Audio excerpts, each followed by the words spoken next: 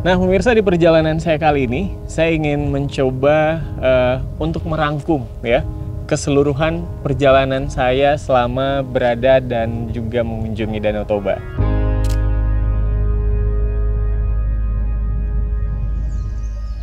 Seperti Anda, saya juga punya tempat wisata favorit. Bagi saya, Danau Toba dengan segala keindahannya adalah salah satu keajaiban di dunia. Geopark Kaldera Toba itu mewarisi geologi, biologi, dan mewarisi budaya.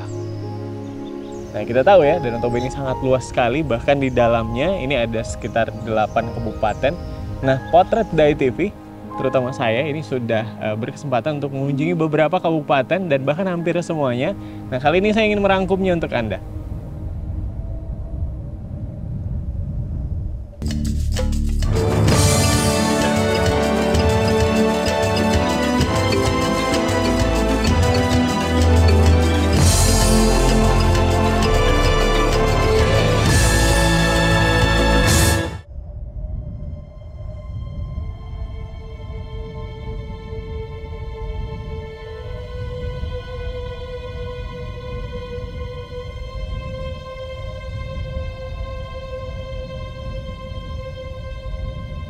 Danau Toba adalah danau vulkanik terbesar kedua ya di dunia.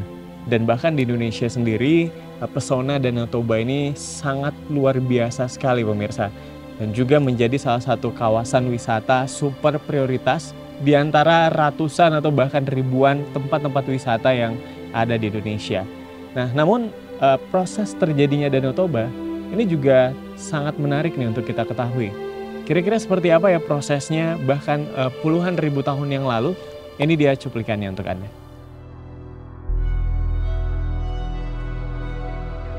Indonesia, sebuah surga tropis yang menjadi rumah bagi banyak makhluk alam yang terletak di sepanjang cincin api paling mematikan di dunia. Gunung berapi yang terkenal dengan ledakan maha dahsyat yang mengubah planet bumi, seperti Gunung Berapi Tambora, Rinjani, dan Krakatau. 74.000 tahun yang lalu, terjadi letusan yang maha dahsyat secara tiba-tiba. Menjadi letusan gunung berapi terbesar dalam 2 juta tahun terakhir. Ledakan ini menyebabkan material vulkanik mematikan sejauh radius 2.800 km. Ledakan Gunung Api Toba yang keempat, 100 kali lebih besar dibandingkan letusan Gunung Tambora pada tahun 1815 dan Gunung Rinjani pada tahun 1257. Dan juga 1000 kali lebih kuat dari bom atom Hiroshima dan Nagasaki yang mengakhiri Perang Dunia Kedua. Ini adalah kisah gunung berapi yang terlupakan, yang mengakibatkan terciptanya danau vulkanik terbesar di dunia yang kita kenal dengan Danau Toba.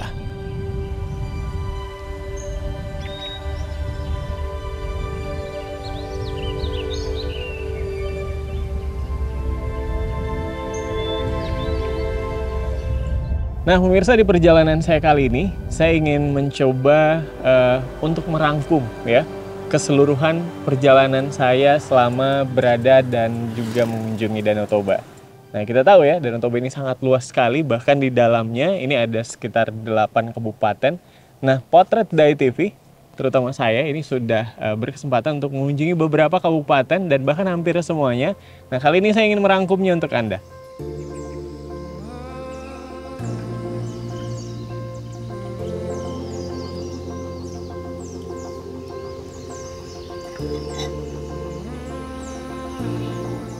Cerita saya kali ini saya awali dari Toba Caldera Resort. Nah, tempat ini langsung menjadi tempat favorit saya ya, setelah pertama sekali saya dan tim ini datang berkunjung ke sini. Di sini kita akan berjumpa dengan salah satu narasumber. Nah, kita pengen tahu nih dari beliau, kira-kira seperti apa sih awal mula Danau Toba ini terjadi, dan bahkan mungkin kita pernah dengar ya cerita rakyat ataupun juga mitos tentang terjadinya Danau Toba. Nah, saya juga pengen denger nih dari Pak Nelson seperti apa. Dan setelah itu kita akan menjelajah ya. Dan saya akan memberikan rangkuman perjalanan saya untuk Anda pemirsa. Nelson Lumban Toruan ini adalah Kepala Divisi Komunikasi Publik Badan Pelaksana Otorita Danau Toba. Di sela-sela kesibukannya, Nelson bercerita tentang proses terjadinya Danau Toba, mulai dari mitos atau cerita rakyat, hingga proses terjadinya Danau Toba secara ilmiah, berdasarkan bukti sejarah yang sudah diteliti hingga saat ini. Asal-usul terjadinya Danau Toba itu bisa diketahui dari mitologinya, ya, atau cerita rakyat, dan juga dari sudut ilmiah. Ya. Kalau dari cerita rakyat, itu terjadi karena seorang suami yang ingkar kepada istri. Ya. Nah, jadi cerita rakyat ini tuh katanya berawal dari kekecewaan seekor ikan yang dia ini menjelma menjadi seorang wanita cantik. Nah, dia memutuskan untuk hidup bersama dengan seorang pria bernama Toba sampai mereka dikaruniai seorang anak. Nah, tapi suatu hari Toba ini ingkar janji. Dia punya janji untuk tidak mengungkit asal-usul istri maupun anaknya. Nah, tapi suatu ketika Toba mengungkit asal-usul itu sehingga sang istri kecewa. Nah, kekecewaan ini katanya ini menyebabkan musibah banjir besar sehingga terbentuklah Danau Toba. Kalau secara ilmiah, Danau Toba itu terjadi karena letusan Gunung Toba yang maha dahsyat, ya, yang menghasilkan kaldera. Ada 3 kali letusan itu terjadi. Lalu letusan yang terakhir dan terdahsyat yang menghasilkan Danau Toba itu sekitar 75.000 tahun yang lalu.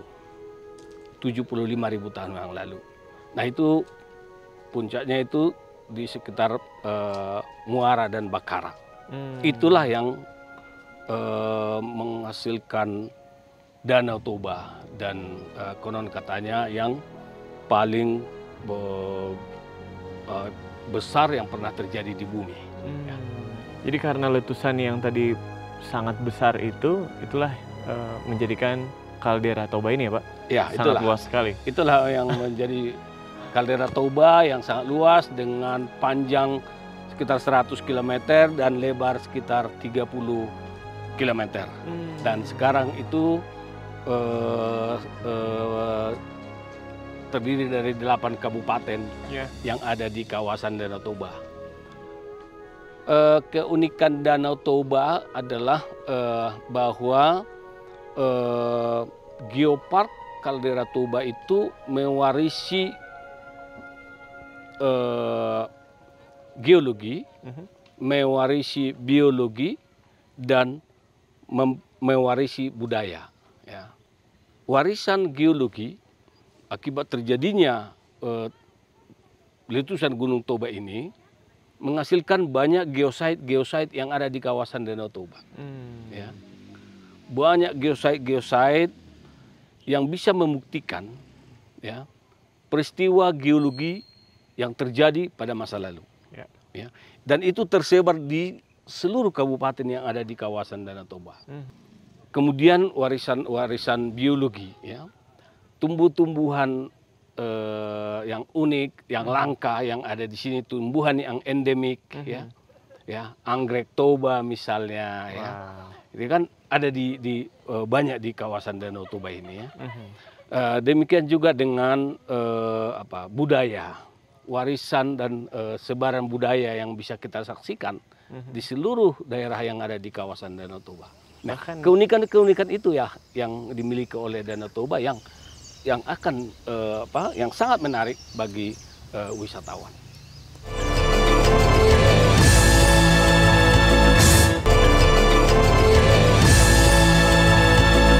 Nah, setelah saya bertemu dengan Pak Nelson dan juga menyerap banyak sekali informasi ya tentang pariwisata di Danau Toba hari ini, saya ingin mengajak Anda dan melanjutkan perjalanan nih pemirsa ini menuju Pulau Samosir.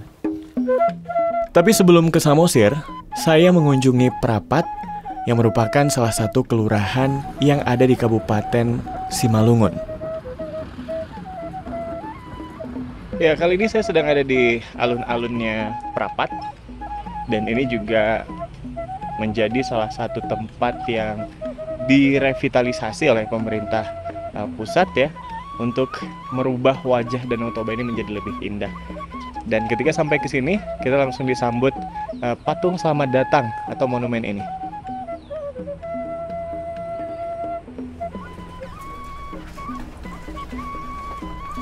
Oh ya, sebagai destinasi wisata prioritas di Indonesia, pemerintah ini memang benar-benar fokus membangun berbagai infrastruktur untuk menunjang aktivitas pariwisata di kawasan ini. Salah satunya, mereka merevitalisasi pelabuhan-pelabuhan yang ada di lingkar Danau Toba menjadi jauh lebih baik. Seperti pelabuhan Ajibata ini, pemirsa. Pemirsa, sekarang kita lagi mau nyebrang menggunakan KMP Pora-Pora menuju Pulau Samosir.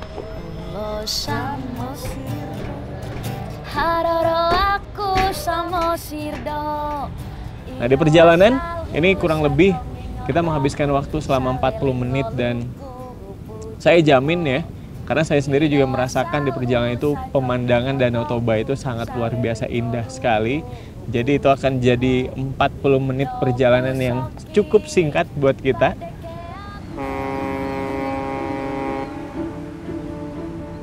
Nah, begitu saya sampai di Pulau Samosir, saya langsung bertemu dengan Kepala Dinas Ibu Teti Naibaho. Nah, saya ingin bertanya kepada beliau dan ingin mencari tahu ya, seperti apa sih perkembangan pariwisata di kabupaten ataupun juga di Pulau Samosir ini.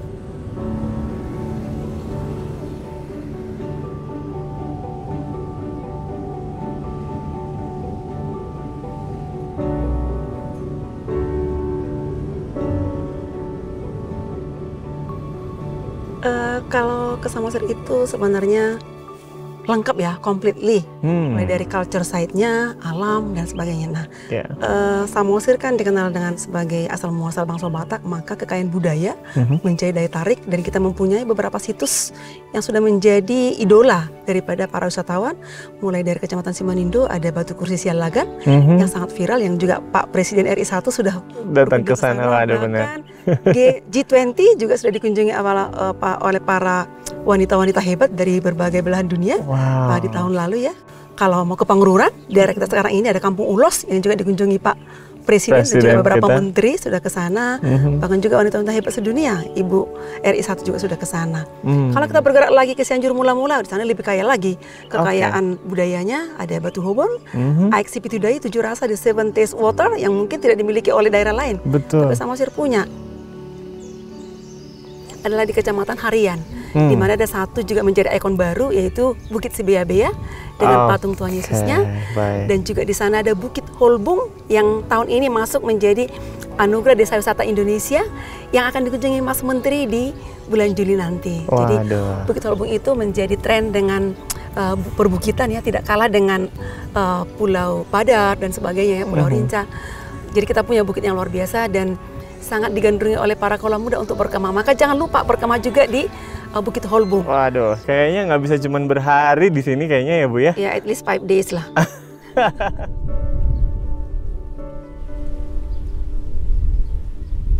Wah, ternyata dari Ibu Teti sangat-sangat luar biasa sekali ya perkembangan Danau Toba dan juga Pulau Samosir hari ini. Ada banyak sekali tempat-tempat wisata yang sepertinya Anda pemirsa juga harus datang lagi ke sini untuk mengunjungi, karena sudah banyak sekali hal-hal baru yang sangat menarik. Nah, kali ini saya tertarik untuk mengunjungi yang namanya Huta Sialagan nih pemirsa. Jadi ini adalah salah satu situs cagar budaya ya, tempat di mana kita bisa melihat lebih dekat tentang bagaimana sih adat budaya masyarakat Batak, mulai dari bahasa Batak itu sendiri begitu ya, dan bagaimana kesehariannya orang-orang Batak. Dan juga di sana ada beberapa yang sangat terkenal, yaitu tarian daerahnya. Kemudian juga ada batu persidangan katanya, di mana orang-orang Batak ini menurut informasi yang saya dapat, leluhurnya mereka ini dari dulu juga sudah benar-benar menerapkan prinsip-prinsip yang berkeadilan. Nah, sampai-sampai zaman dulu aja mereka sudah punya tempat untuk melakukan persidangan dan juga menegakkan keadilan setegak-tegaknya. Ini juga satu hal yang sangat menarik nih dari masyarakat suku Batak yang ada di sini. Nah, setelah selesai dari Huta Sialagan, saya juga masih ingin terus explore. Ya, kali ini saya mengunjungi yang namanya Huta Bolon. Ini ada di kawasan Simanindo. Dan di sini saya bertemu dengan Ibu Tiolina. Ibu Tiolina ini sekarang ini adalah keluarga dan juga sekaligus pemilik dari Museum Huta Bolon dan juga rumah kaca yang ada di sekitarnya. Dan dari Ibu Tiolina, saya mendengar banyak sekali cerita bagaimana beliau ini benar-benar mencoba ya untuk juga ikut mengangkat sejarah dan juga pariwisata di Tanah Batak ini, khususnya di kawasan Kaldera Toba. Oke, jadi tempat ini dari tahun 1968 tempat ini sudah menjadi destinasi wisata untuk wisatawan mancanegara dan lokal. Wow, dari 68 saja ini sudah dibuka untuk umum ternyata ya.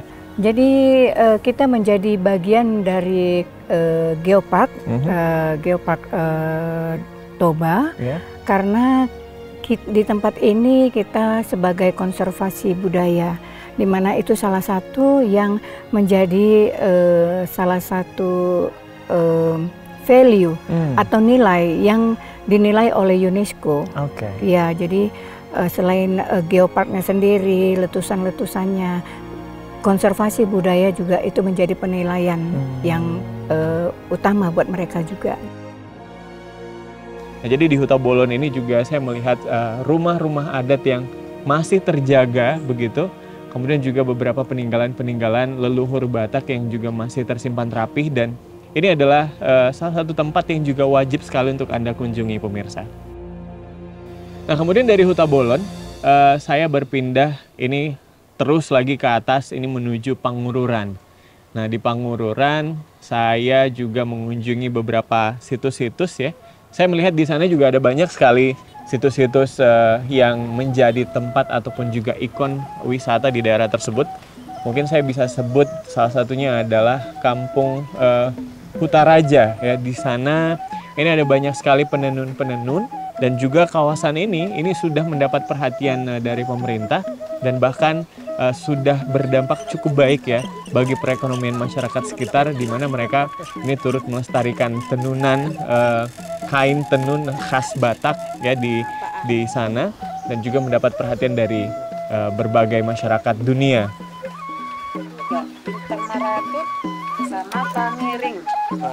Pemirsa, ini ulas yang saya pakai ini adalah ulas yang sudah ada sejak dulu, jadi dari leluhurnya ya Bu ya, leluhurnya Ibu, dan ini juga ulasnya sudah sangat lawas sekali dua-duanya. Kalau ini dijual, ini satunya yang ini 30 juta, yang ini juga 30 juta, jadi total yang saya pakai hari ini 60 juta rupiah.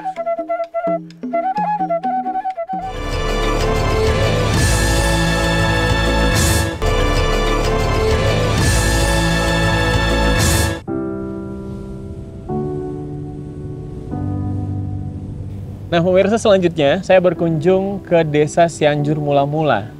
Nah, katanya Desa Cianjur Mula-Mula ini menjadi asal muasalnya bangsa Batak. Jadi pertama sekali peradaban bangsa Batak itu dimulai dari desa ini. Nah, di Cianjur Mula-Mula saya juga melihat di sana ada bangunan yang menjadi pusat informasi Geopark Kaldera Toba. Nah, katanya di sana kita bisa mendapatkan informasi ya tentang bagaimana proses terjadinya Danau Toba puluhan ribu tahun lalu. Ini Gunung Pusubuhit. Sekarang kita berada di Badan Pusubuhit. Dari situ asal muasal suku Batak Toba. Makanya kalau setiap ada acara pesta itu selalu dibilang Cianjur Mula-Mula, Cianjur Mula Topa, Cianjur Mula Jadi, karena memang dari sinilah asal muasal suku Batak. Saya diberitahu banyak hal nih, bahkan informasi-informasi yang awalnya saya belum tahu, tapi ya setelah mendengar informasi tentang proses terjadinya Danau Toba, saya benar-benar semakin kagum nih dengan Kaldera Toba, dan kita sebagai masyarakat Sumatera Utara juga harusnya sangat bangga sekali ini bisa menjadi warga ya yang punya daerah ataupun juga tempat wisata yang sangat luar biasa indah di dunia. Jadi di sini menjelaskan bagaimana Pulau Samosir itu terbentuk. Jadi kan tiga letusan tadi ya Bang? Iya. Letusan pertama di Porsea sebelah situ. Sebelah sana ya. Ya, kemudian di Harangkal sebelah sini. Jadi di sini merupakan daerah Danau Toba yang terluas dan terdalam.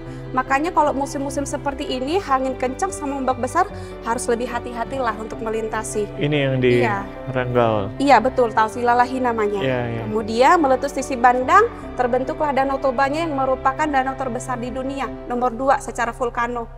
Iya, kemudian Pulau Samosir ini kenapa bisa ada? Karena Gunung Toba itu masih aktif. Jadi magma itu bekerja, didorong terus kerak buminya hingga terbentuklah Pulau Samosir. Jadi sampai sekarang Pulau Samosir ini pun masih terangkat terus ke atas. 0,7 mili per tahun. Per tahunnya akan naik terus? Akan naik terus. Jadi kemungkinan ada dari dataran Pulau Samosir makin luas. Nah kemudian beberapa waktu yang lalu saya juga sempat bertemu dengan Direktur Utama dari BPODT, Pak Jimmy.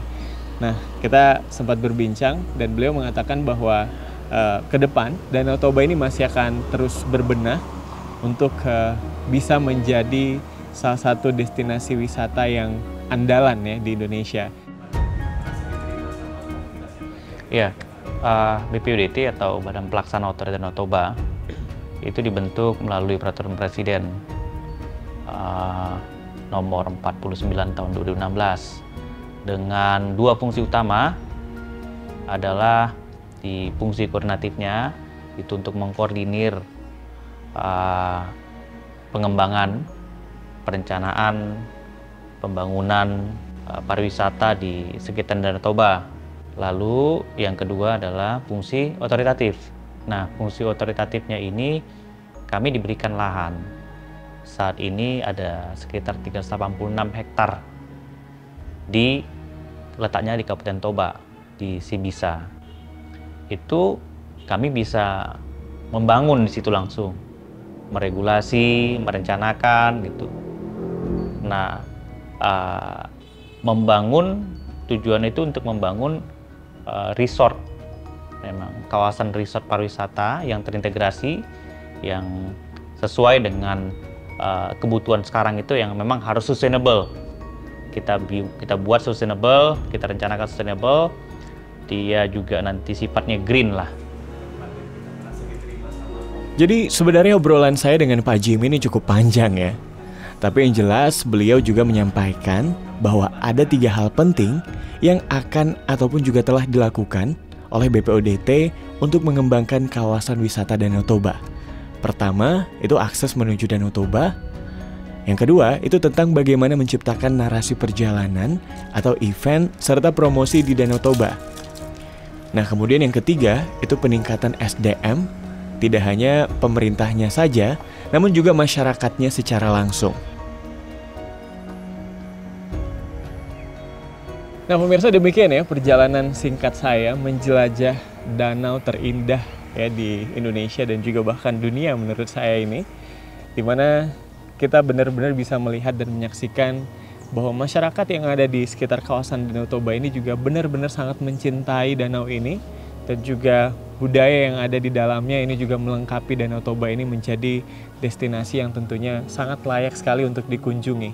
Dan juga yang terpenting ini masyarakat yang tinggal dan hidup di kawasan Danau Toba, ini harapannya semoga mereka juga bisa benar-benar merasakan dampak ya dari pariwisata yang maju di Danau Toba ini.